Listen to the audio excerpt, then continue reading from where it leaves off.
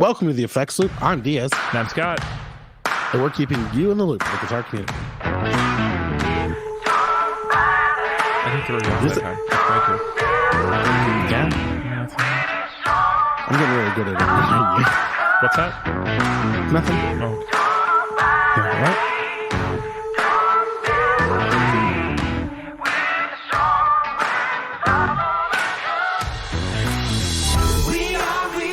This episode is brought to you by This Appears Lucky. Go to patreon.com/theeffectsloop and you too can give us money once a month. We won't tell anyone. I mean, yeah, actually, we will. do. That's actually a condition of our patron. They get a shout out on the show if they sign up. If you don't want us to tell anyone, we won't. Oh, it's like our secret. Yeah, Hush money. There's a restaurant by me that like they ring a gong every time you tip, and I'm like, I'm going to tip you. Can you just not ring the gong, please? I would tip $1 at a fucking time. Just have the guy keep ringing the gong and just be like, "Do you see how ridiculous this is?" It's like keep putting $1 down for an hour. That'd be great. I mean, but you can go to Taco Bell and ring the bell yourself if you want to. There's a bell at Taco Bell. Yeah, like if you give it, like when you go inside, there should be a bell at each exit. It's like ring if you get good service. Yeah, that's A&W does that. That's the only place I've seen that does that. Taco Bell does that. Maybe just your local Taco Bell does that. No, it's a bell because they're Taco Bell.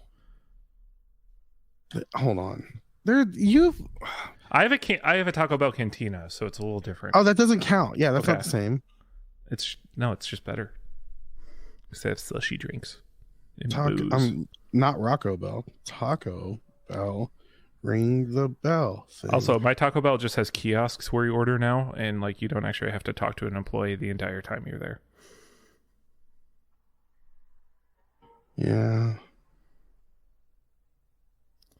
Sometimes, if you show up real late, they are bumping some music in there. Oh, dude. Those are my type of people. Think they're alone listening to music they should not be listening to at work. Yeah. You know what? That's some of the best Taco Bell is like whenever you've had a few drinks and you go through Taco Bell and that taco was made with hate. That person in there hated their job and did not give a fuck. And they had all the meat and all the cheese on there. And they're like, fuck Bill.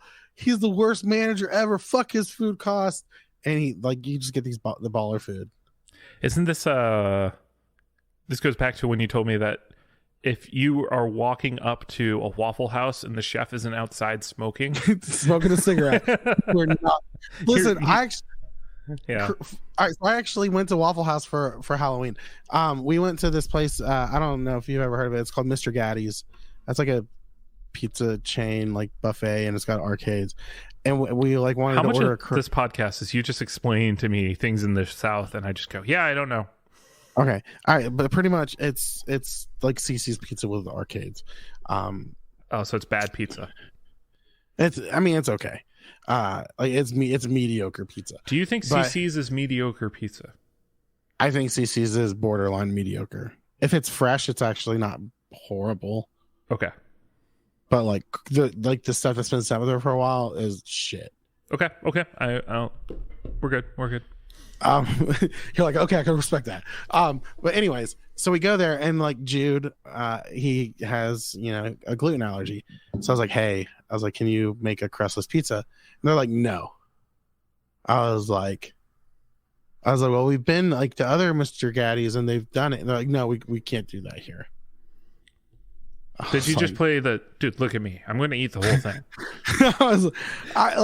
I was like stunned. I was like, all right, well, let's fucking go. And like we left. So we went to Waffle House because they've got like a grit bowl or like something like Jude can eat. And it was literally like one server and one cook.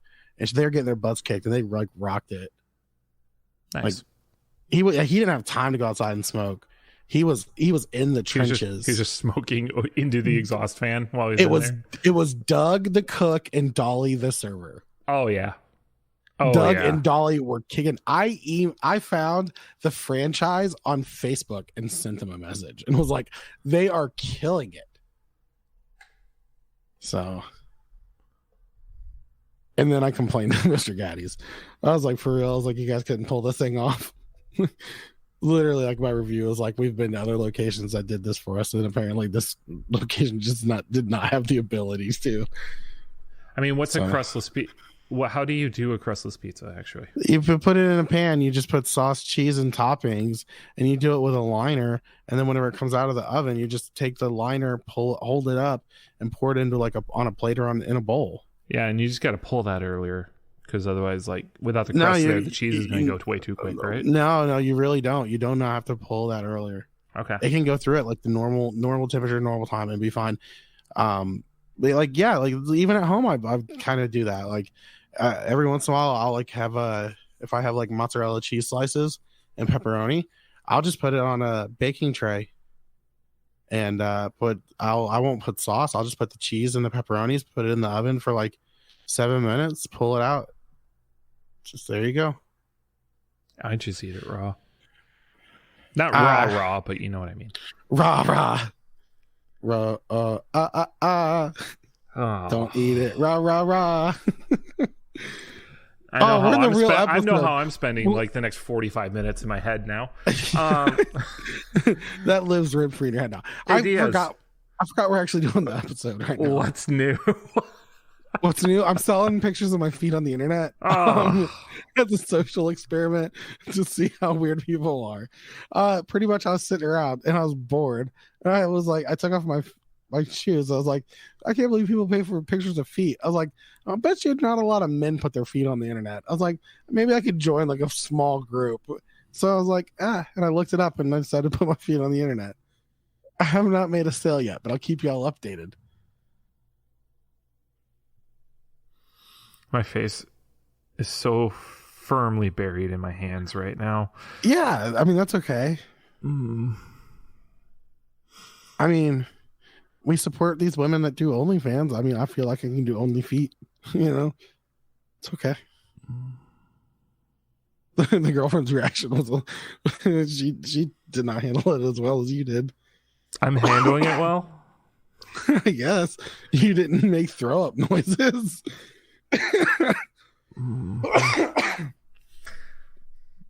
She did say she supports me no matter what I do, though.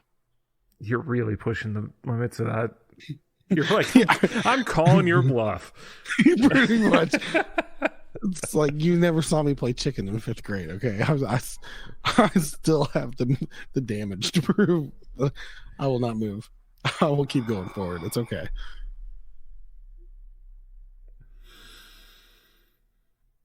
Well, it's been great, folks. 225 episodes. You know, yeah. It's been a good run. You lost me to the dark side. These boots are made for walking. That's just what I'll do. All right.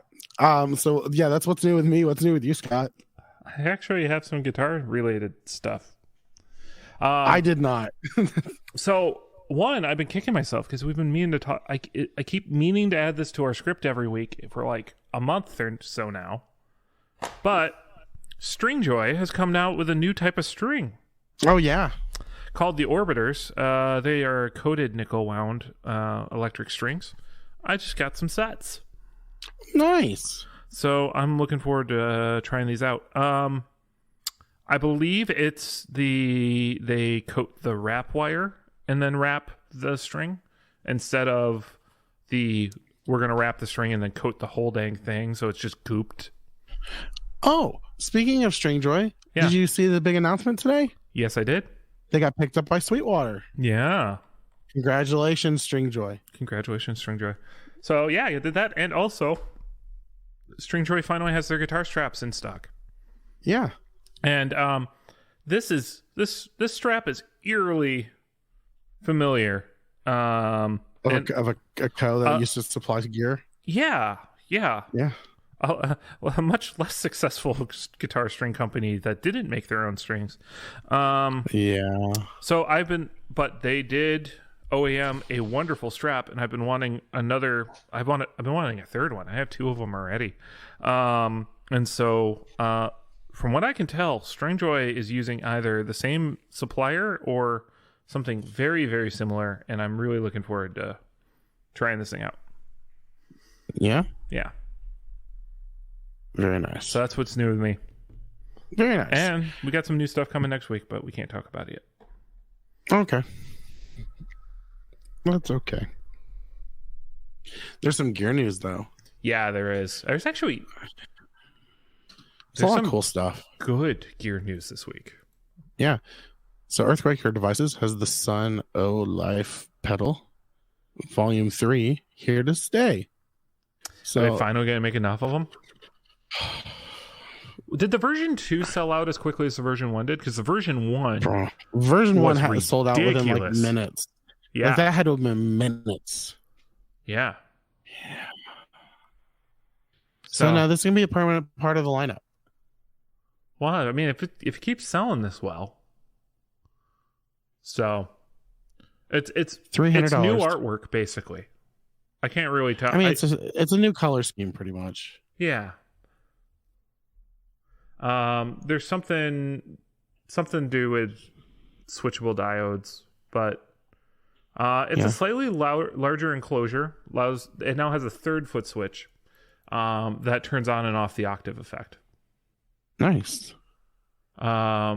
The octave and distortion must still be used together, but the boost is switchable independently. Okay. Yeah, permanent lineup. That's a big deal. Because also, this does relate to another announcement that we'll be talking about later. So, foreshadowing. You know what's also casting a major shadow on the floor? Morley has come out with the all-analog multi-effect pedal. Oh, I was like, besides me and you, because we're tall. I thought that was a great segue. Yeah. What the fuck, Morley? Like, is this like the early 2000s? I mean, in some ways it is. I mean, they tried to make a fly rig that's not very small. This is like, this is like big. I feel like Mark Tremonti would love this. Yeah, because he uses a Bad Horsey wah, doesn't he? He has his own wah. They rebranded the Bad Horsey for him, didn't they? Okay, but it's the Tremonti wah. Yeah. No, it's a little different, I think. It's still the same thing with the spring action. Yeah, so it's a switchless wah. There's a distortion unit in there. This with kind of 2 modes. But what's up with the sheet metal thing? Where the circular metal. Where it's polished like that? Yeah. They're going for a look, I guess. Yeah, like this. Also has a chorus. Has an effects loop. People who own this say "brother" a lot. And then it has. Is that an analog delay at the end of it? Yeah. Yeah. It can do stereo. Okay. So they call this there's no DSP in it, so I'm assuming that's an analog delay. Mm-hmm. Or they're just being really dumb with the way they're marketing it. Because anything's possible at this point. Another fun feature is the giant wah pedal, because it's a full-size wah pedal, from what I can tell here. Does glow in the dark. And their wah pedals are big. Yeah, those are pedals of size. I mean, for some guitar players, this is the rig. Like, this is your 80s metal rig. Yeah, and like southern rig. Or like southern rock. Yeah. You could do a set with this. Yeah, you could totally pull off Leonard Skinner with this. Yeah, it comes with a power supply. All right, have you looked at the price yet? If it is over $400, I'm going to be pissed. It is coming at $499. Okay, that's not okay. 400 is still a little high. This needs to be like $250, $300. Yeah. Like 400 was really like top. Yeah. Do you want to move on? Yeah. Speaking of pedals that glow in the dark, KHDK has unveiled a Halloween-themed Annihilator 2 Octaver that comes with glow in the dark art. Okay. Was this a Misfits signature pedal? Yeah, It looks. Yeah. so 3-in-1 effect, octave down, boost. Doyle uses it, which, yeah. Yeah. And now it glows in the dark. Cool. Thanks, Doyle. You know, ever since Riot Fest, I've actually spending. We're just moving on because it's already sold out. So who the hell cares? Been trying to figure out why the Misfits are popular. Yeah, so popular. Yeah. I don't get it. Oh, I mean, you got to remember the people who are like half the Misfits fans probably have never listened to the Misfits. Oh, is it just like a cultural thing? Oh, yeah. That's fucking Hot Topic. Fucking Hot Topic. That's quite a hairstyle to That's admit Hot to Topic. without ever listening to a band. Yeah. Yep. They're Man. selling a lifestyle. Some Misfits fan is going to be mad at us this week. I don't care. All right, you know what I do care about? The Boss Slicer returns as the compact SL2 slicer pedal. This is something that they've been needing to do for a while. For real, I'm amazed they didn't make this a Waza.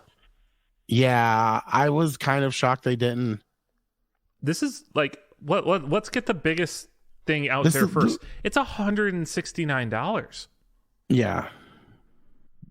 So it's cheaper than the Slicer was back in the 90s. Yep.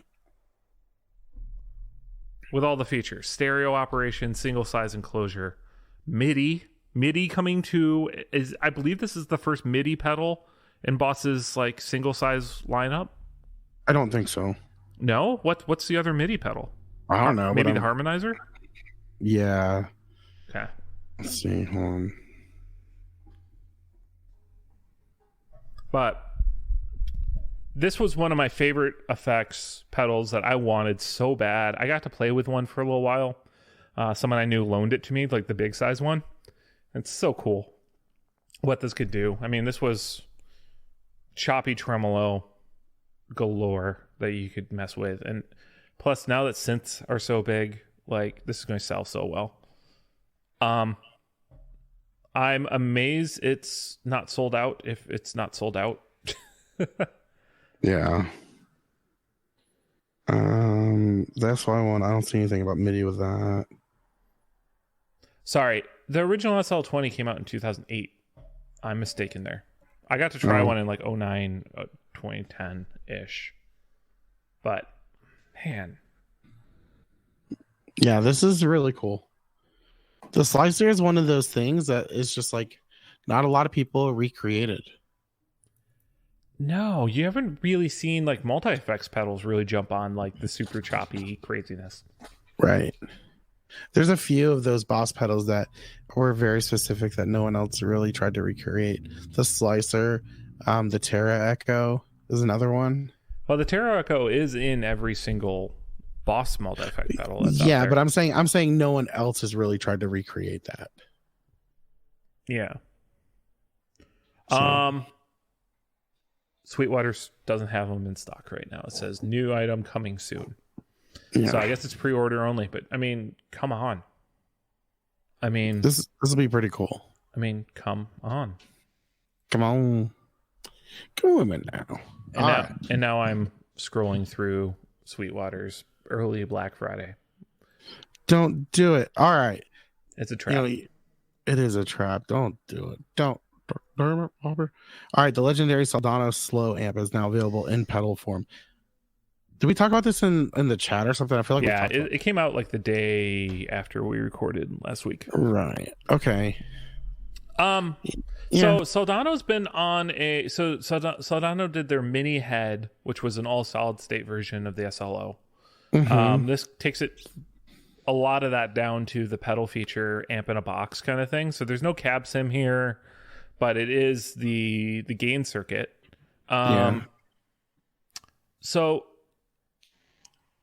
I can't think of. I feel like the SLO circuit is having a bit of a moment lately. There's like a resurgence of it out there with like Neural DSP did a SLO plugin. They had the I think they did an SLO 100 recreation, like they revamped it and released it. And then they have the mini head and then this. And so yeah, it's pretty cool to see it kind of coming back. I can't think of another person who tried to amp in a box this before, but I could be wrong. There's been a lot of people. Oh, there was the slow distortion with Wampler where they got sued.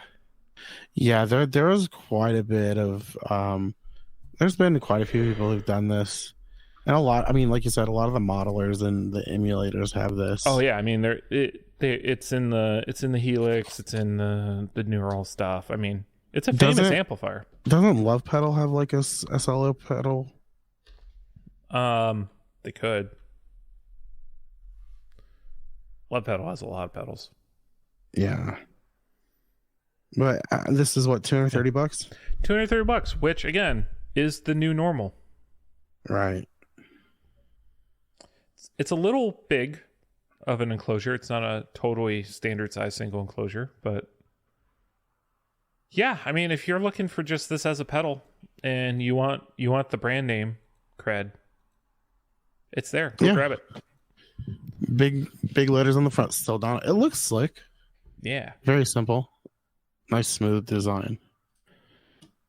Speaking of smooth design. Oh wait, no. Yeah, I would agree. Yeah, sorry. The Secret C. Perfect pitch black. Let's see. It's a one knob fuzz. Is that what it looks like? It's a fuzz. So it's based on the cattail.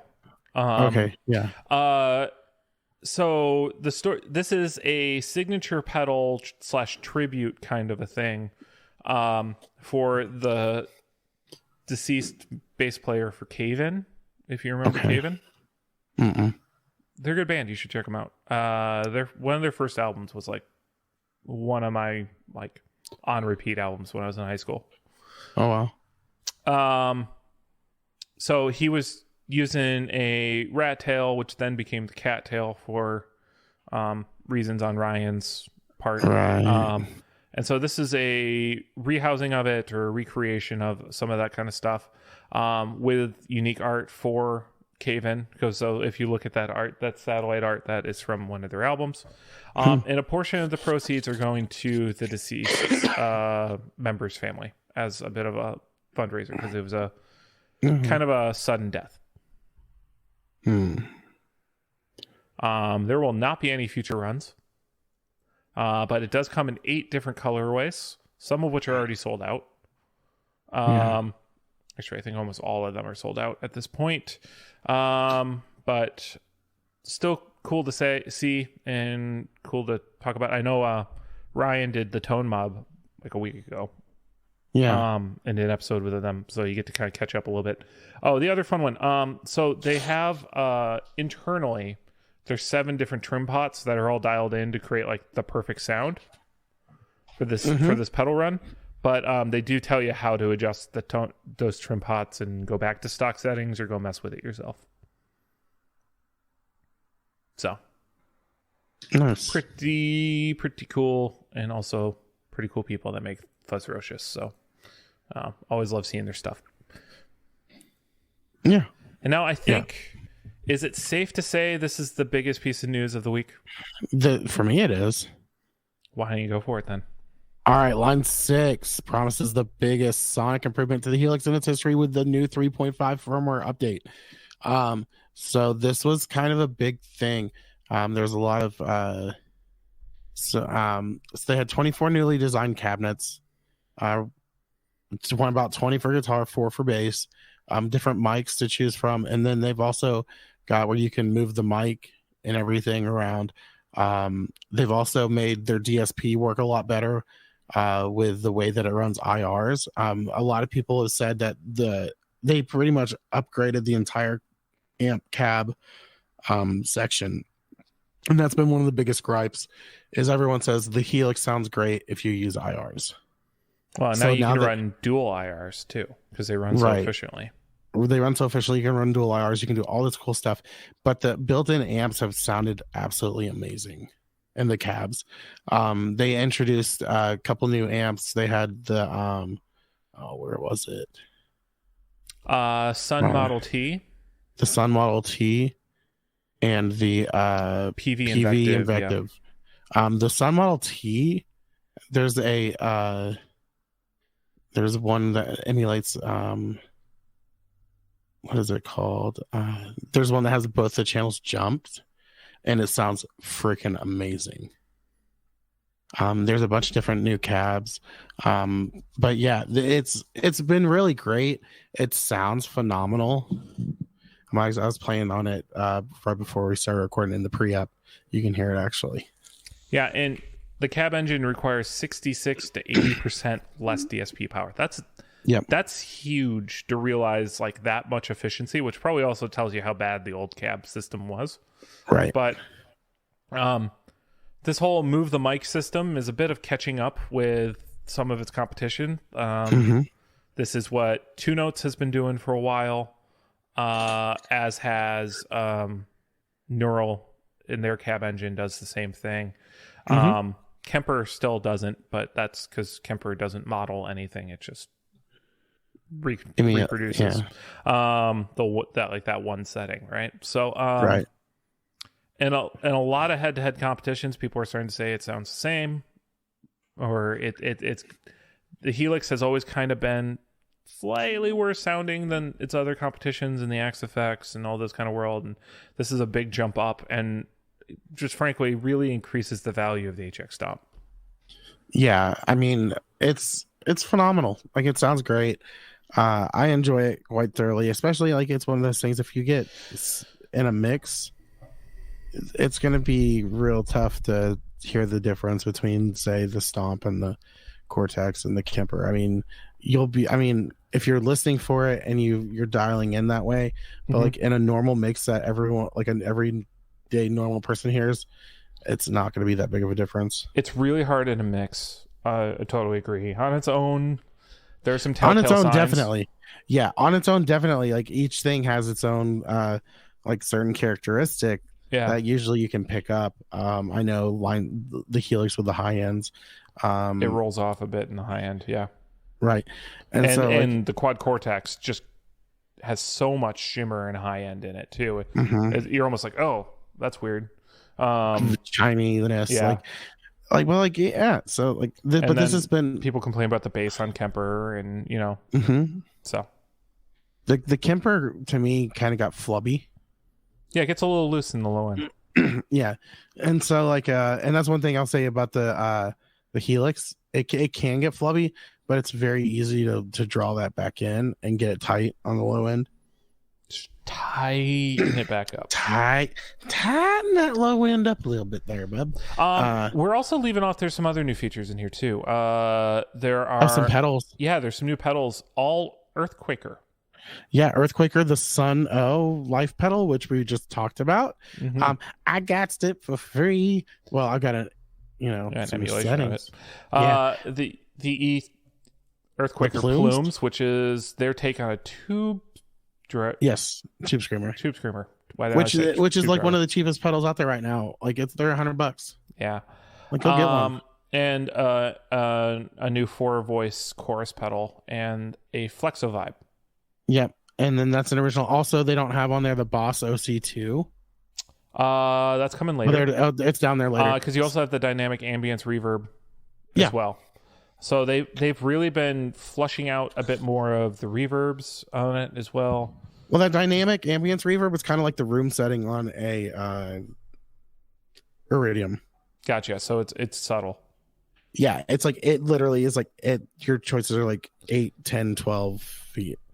It's interesting that they did the Sun O and the Sun Amp. It's almost like you kind of wonder, is Sun O starting to use Helixes?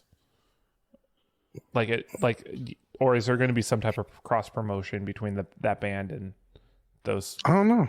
Well, even their artwork for the Moon, the amp, has like the Sun O logo kind of thing. So do you think Earthquaker got Sun O in that, or did Sun O get Earthquaker in it? I think there's there's likely there's got to be some sort of licensing happening here, right? Some hands greasing. All right, can I ask you a question as a Helix user? Yeah. With updates like this, would you pay for them?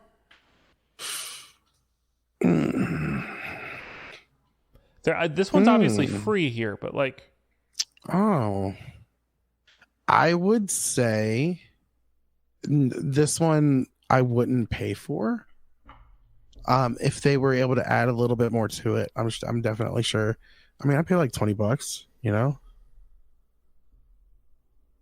Yeah, I can see if there was a lot more, if I feel like if there's a lot more pedals, or like if there was more ground changing, like so what I'm comparing this to in my head right now is like the H9, how you keep paying for things with the H9. Yeah. Unless you get the Max, which you're paying out the nose for. But just because they keep updating that, I can see people, I could just see the aftermarket being like, oh, it's on this version of yada, yada, yada. I always loved when people would sell a used Mac and be like, oh, look at the current upgrade, the current version of blah, blah, blah. And I'm like, they're trying to upsell their product by, oh, you clicked update computer. Congrats, bro. Like, that's a free update. Oh, you torrented Photoshop? That's awesome. Great job. But I guess anyway, this has been all people have been talking about for like a week now. Yeah, and especially the fact that this was such a huge update in the firmware that it actually took quite a bit of time compared to most like normal updates. So there was a lot of people who were bricking their machine by not following the instructions. What, you mean I can't just rip out the cord when it's at 25% firmware loaded? Or people use it. I mean, and even then it's like pretty much it was like as soon as someone ran into a problem, instead of just like looking something up really quick, they just went to the group and complained. That's what those groups are for, Diaz. Yeah. I can't believe Line 6 isn't reading our posts in this private group that is not a sanctioned. Actually, that Line 6 group is like an official group. Oh. That I'm in, yeah. Well, that is the modern era. Don't call for help. Just complain on Twitter or whatever. Yeah. Well, I complained on Google that's what about works. the pizza. I complained on Google on the pizza place, and they emailed me. I just replied back to a review about my botched beard trim. Oh, really? Yep. Oh. I will definitely be getting a call back on that one, probably offering me a discount or a free haircut, and I'll go, no thanks, you've done enough damage. Yeah. I mean, we've talked about my weird trust issues with my hair, right? Was this like a Samson and Delilah thing? Well, no. Do you remember? Oh, well, I mean, we weren't friends back then, but yeah, then I remember. Yeah, you remember. I'm sure I've told the story about like the time I got a haircut and the girl cut my ear open.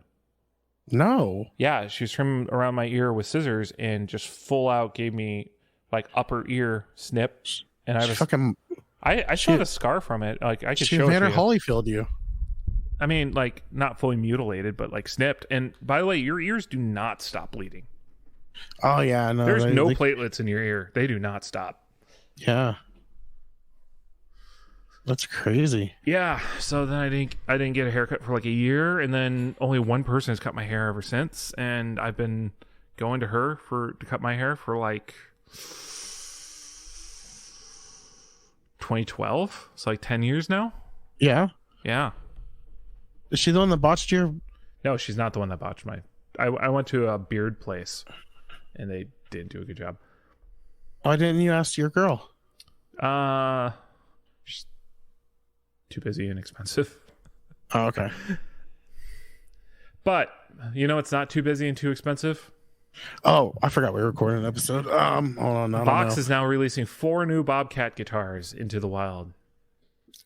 Okay. So you get the S66 and the V90 finishes with new finishes. I forgot they made guitars. Yeah, there's a bit more of that. So these are a ES style hollow body with P90s. Yeah. Headstock's not terrible. And though the Vox logo is big. Yeah, I don't like it. Yeah, the body is a little too big, right? It just... Or is it narrow in the waist? Is the Mickey... Because it doesn't have Mickey Mouse ears.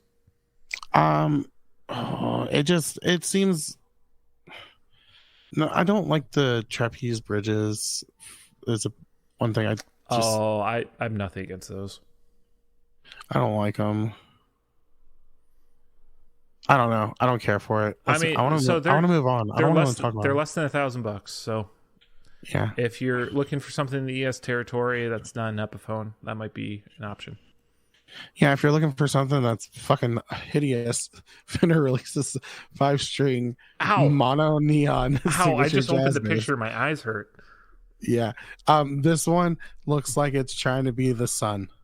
This is Literally. Big Bird's signature bass, dude. Yeah. $1,550. Fuck you. Who's mono neon? I thought that just meant that it was one color neon and they didn't know what mono meant because there's 2 colors. Dwayne Thomas Jr. Who dat? American bassist and experimental musician out of Memphis, Tennessee. Okay. Yeah, he plays with Neo. Does he? He's worked with Prince. He won a Grammy for Best Rap Album with Nas. There you go. He has 162,000 subscribers. Do you think he was just like, man, Thundercat's got such an ugly bass. You know what? Hold my beer. Yeah. I feel like he was just like, hey, hand me those 2 Starbursts. Mush. Yeah. Have you seen those Starburst duos? Yeah, I want a bass like okay, that. can I also talk about how much I hate this? In conjunction with this, Fender has collaborated on a pair of socks in this color scheme with Stance. So you can get these for $20. A pair of striped socks with the red or with the orange and yellow. Okay. And they have a strap too. Okay. That's pink. Actually, I could see people digging this strap. I can see people digging this strap. Okay. And there's only 2 left in stock. Yeah? Yep. Should I drop a link? I should drop a link. Drop a link. Drop a link. It's hot. Motu expands the M series with the M6. Goodness, that link is huge. Yeah. Yay, Sweetwater. That's what she said. Ow. The fuck was that? I hit the mic accidentally. Hurt my ears. I'm sorry, everybody. So, Motu's the M6, it's now a USB-C style audio interface. I would say this is the podcaster's product. There's a lot of things that they did in this. So 4 mic preamps, 2 headphone outputs. I like that 2 headphone outputs is becoming more normalized in audio interfaces. On top of the 4 microphone ins, you have 2 line ins. You also you have a separate line out stereo pair and a monitor stereo pair, and MIDI in and out. So it does strip back a lot of expansion features that a lot of other Motu stuff has, like ADAT or SPDIF or those kind of things. But it's also coming in pretty aggressively for Motu's product line at $400. Comes with Ableton Live Lite 11 as well, and Motu Performer Lite. So you get 2 options of DAWs included in that too, if it's your first audio interface. So yeah, I think they're kind of going for that. I'm doing a podcast, or I want multi-channels, and I haven't been foolish enough to buy a Focusrite as my first audio interface. As I'm looking at my Focusrite that I need to replace. Yep. I mean, the M4 might be an option for you, Diaz. Yeah, that's their smaller model of this. They also have an M2 already. So this is sort of adding features on top of what their existing product line already is. This is, I don't know. I've been using Motu stuff since college. So I've always had an affinity towards this product line. So But these are analog knobs again, so there's some of those kind of things. So this is a more affordable model. There's a lot of things that are cut versus if you went for like the 4 pre is like the next tier above this, or like I'm using an 8 Motu 8 pre because I needed 8 channels for something once, and I have been cursed with a full rack unit ever since. But yeah, pretty cool product. I need to look into these. Also, since it's USB-C, you can plug it into an iPad. Oh yeah. Oh yeah. Oh yeah. Right. What the? Also there is a loopback feature in it. That was one thing I kind of wanted to hone in on. So again, that whole like, so now I can record my feed natively without trying to run a separate program like what I do to run our podcast. I use a separate app that reroutes audio. So I would love that feature. I know some Focusrite products have it. Some UAD products have that kind of a feature as a thing. So I'd love that. Yeah. All right. So we got a topic. Is it a list? It is a list.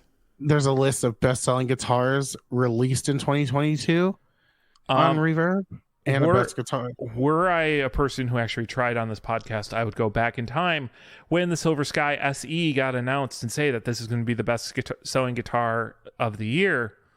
Lo and behold, number 1 on the list, PRS SE Silver Sky.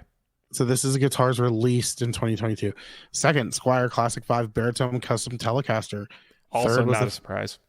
Third, Fender Player Plus Meteora Humbucker. Humbucker. Pepsi Coke. Pepsi no Coke. There's one I'm actually really surprised on here, actually. Yeah. Number 4, the Yamaha Rev Star 2. Number 5, Ibanez Tim Henson Signature. That's the one. Crazy. It just came out. It's like still on pre-order.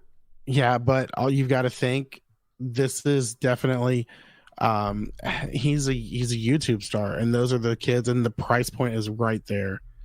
Christmas is around the corner. Also, it's actually kind of a unique product. Like, it's very not to say unique. It hasn't been offered before, but there's just like not a lot on the market right now that's doing a nylon. There has not been an artist signature thin line classical guitar in a long time.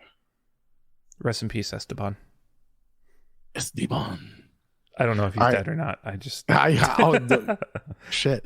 So the Fender George Harrison Rocky Stratocaster is number 6. Number 7, Fender Yamaha Rev Star 2 Standard. I mean, wasn't the Rocky like a limited edition? Yes. So now we're getting into like, look, only like 200 of these guitars sold. Right, but it was just total. I mean, it was a best selling as in quantity or of they're determined by total order count. That is the actual number of items sold, not the total price of sold items. So, I mean, even still, if there's only 200 of those guitars out there to rank on this list, either they all got resold multiple times, right, on Reverb, or it doesn't take a lot to get onto this list. Right. Gibson Adam Jones Signature Les Paul Standard Epiphone Limited Edition 58 Carina Flying V got tied at 8. Number 9, Fender JV Modified 60s Custom Telecaster. Number 10, Guild Surfliner. Number 11, Squier 40th Anniversary Gold Edition Jazzmaster.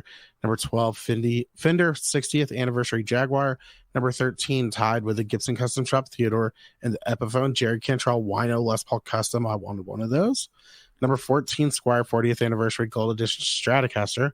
Number 15, Fender Player Plus Active Meteora Bass. Number 16, isn't that Fender what Ben bought? Did he get the bass? Now he has a Meteora bass. Okay, then yeah, because I know he had the Meteora dual humbucker. Mm-hmm. That's the one that we played at the Summer NAMM House. Yeah, that was just a player though. It wasn't a Player Plus, right? I don't know. Okay, Ben, correct us in the group. Yeah, and then number 16, Fender JV Modified 60 Stratocaster. Number 1750, Fender 60th Anniversary Ultra Lux Jaguar. Number 18, Ibanez GRG220PA. Fucking whatever. Roger. 9, God bless Ibanez. Fucking name yourself cool. Number 19, Charvel. It's a gorgeous guitar though. Charvel Jake E. Lee Pro Mod SoCal Style 1. Number 20 is tied with Gibson / Les Paul Standard Limited 4 album. and then the Squire 40th Anniversary Gold Edition Jazz Bass. I'm not reading any more lists. That's a lot of words. The other list is just all guitars. So, when we get into the best-selling electrics of the year, again, PRS Silver Sky SE also still top of that list, followed by Player Stratocaster. So it outsold the Player Stratocaster. Yep. That's it, and those are direct competitions, aren't they? Aren't they the same price? I couldn't give you a definitive answer. Followed up by the Ampro 2 Strat, and then the core model Signature Silver Sky. Also, an important thing to note when everyone wants to get all butthurt about what's the best guitar, the top 4 selling guitars on Reverb are Strats. Yep. Then you get a Telecaster. Then you get Les Pauls. Yep. And then you get the other Les Paul. Then you get the other Telecaster. So. Yep. You know it's not high on this list at all? There's not an SG at all. That and the only other Paul Reed Smith American made is a CE24 at number 20. Yeah. So the custom 24s and that kind of stuff isn't selling as well. But also don't forget these are guitars that people have bought and resold. Or, well, you can buy new on Reverb. I know, but that's not. That's why there's the list above is the ones that are released in 2022. That's like a lot of buying new. This is just all the way around. Yeah. No surprise also here. Well, actually, thank you, Beatles. The best-selling bass of 2022, the Squire Classic Vibe Bass 6.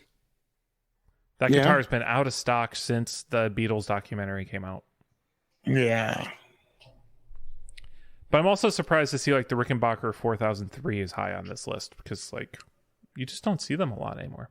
I still think if it took that documentary for you to realize that John Lennon played a bass 6, you're not a real Beatles fan. Oh, calling it out. Fuck you. Okay. Ready for like some gut punches here? Yeah. The best-selling acoustic guitar on Reverb was the Gretsch Jim Dandy. Like every time a new colorway comes out for this, we just roll our eyes and like whatever. It's a $190 small, like a parlor size Gretsch. I can't imagine these things are anything that special, but at the same time, they're selling like crazy on Reverb, like fucking hotcakes. Followed by the Fender American Acoustasonic Telecaster. Again, to show you there's still a lot of demand for those, even though everyone's saying talk Fender's about a price jump there. Yeah, that's it. Yeah, think about the like if volume's similar to between the two of them, how much more revenue? Well, and look at the PRS. I mean, that's the cheaper PRS. It's like what, $500 one? The SEP20E. That's one of the best value acoustics that's out there. Yeah. I thought about buying one of those for a long time before I wound up impulse buying that. Sarah Beth, you better not be playing with those forks.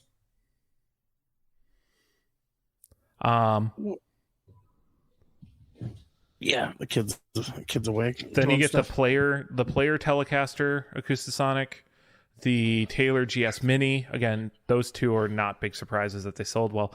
It is surprising to me that the American Acoustasonic Telecaster is outselling the Mexican one.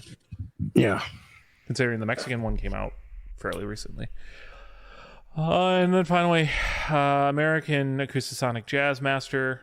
Note the Strat is really low down on the list compared to those number two. 14. Yeah. And then you get a lot of other no surprises. You got a Gibson J45 in there. You got another version of that PRS S20 or the SEP20. Yeah. Another version of the GS Mini from Taylor. The 00015M from Martin, which is one of those favorite affordable American-made guitars. That's the all mahogany one. Yeah. So you see like Chris Martin rocking one of those, and they're only like $1,300. So yeah, that rounds out the list. Any real like, I mean, the Jim Dandy is the biggest surprise I think. Yeah, of the year for me on that. I still think the best-selling bass guitars, and it's funny that the bass 6 is number one. Whenever it's a bass, but like, it's not like a bass, you know. Yeah. Well, and then, you know, player precision base, Squire precision PJ. You know, the base list isn't a big shocker to anybody. Yeah.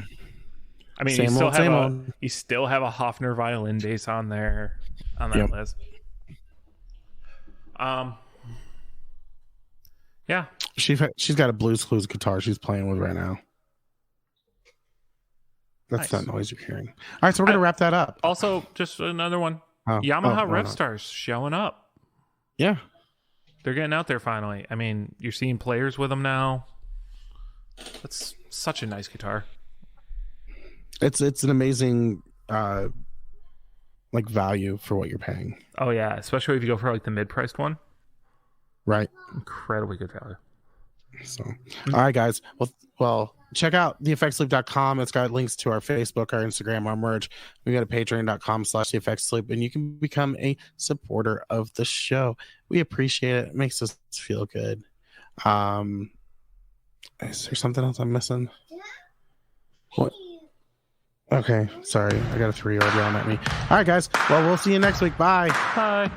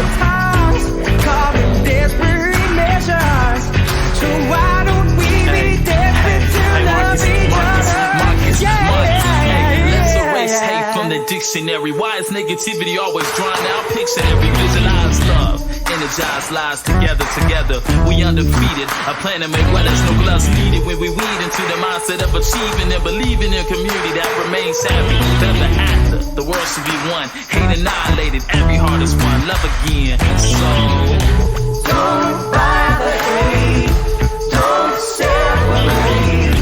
We're strong when love overcomes.